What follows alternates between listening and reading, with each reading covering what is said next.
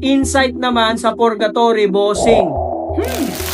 Sige, sagutin natin to. Alam nyo, madalas natin itong naririnig sa paniniwala ng Roman Catholic. Isang lugar daw kung saan pupunta ang kaluluha para linisin bago makapasok sa langit. Pero ang tanong, saan ba ito galing? At totoo ba ito ayon sa Biblia? Ngayon, himay-himayin natin ito ng malinaw at may respeto. Una, saan nagmula ang ideya ng purgatory? So, ang salitang purgatory ay hindi makikita sa Bible. Wala. Kahit isang beses, wala. Ito ay nagmula sa tradisyon ng Roman Catholic ilang daang taon pagkatapos ng panahon ng mga apostol. Historical origin sa early Christianity, may konsepto ng prayers for the dead batay sa ilang Jewish tradisyon. Noong 12th century, ginamit ng Catholic theologians ang salitang purgatorium para ilarawan ang temporary purification place. Ang purgatory ay tradisyon ng simbahan, hindi direktang aral ng mga apostol o ng New Testament. Ano ang tinuturo ng purgatory?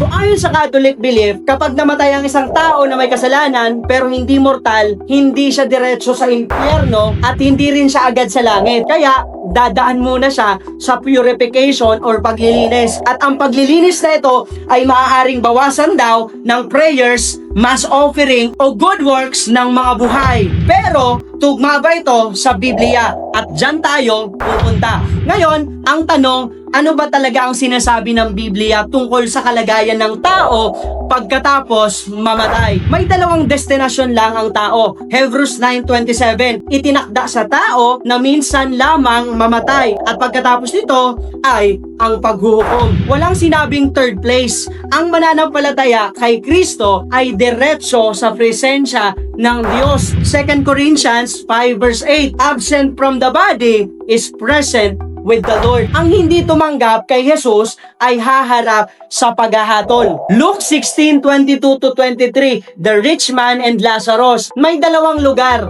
comfort at torment. At may malaking bangin na hindi pwedeng tawirin. Walang temporary place.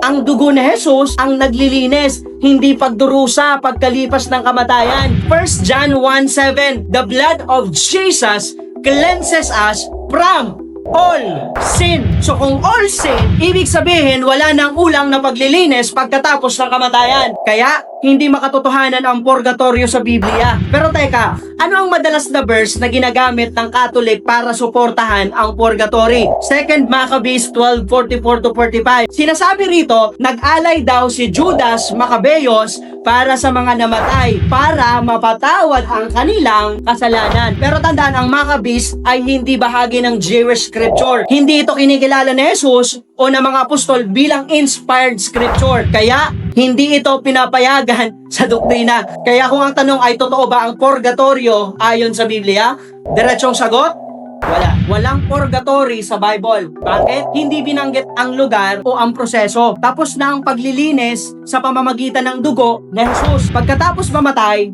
paghuhukom. Hindi purification process. Dalawa lang ang destinasyon ng tao. Eternal life at eternal punishment. Pero may good news. Hindi mo kailangang dumaan sa purgatory. Dahil sinabi ni Jesus, John 19:30, it is finish. Tapos na ang bayad. Tapos na ang paglilinis. Tapos na ang kaparusahan. Ang kailangan lang, pagtanggap sa Panginoong Jesus bilang tagapagligtas. Dahil sa dulo ng lahat, tandaan natin, hindi tayo iniligtas ng tradisyon, ritual o pagdurusa matapos mamatay, kundi ng dugo ni Jesus at ng biyaya ng Diyos. Kung kay Kristo ka, hindi ka dadaan sa purgatory. Diretso ka sa presensya niya. At yan ang pinakamagandang pag-asa na meron tayo.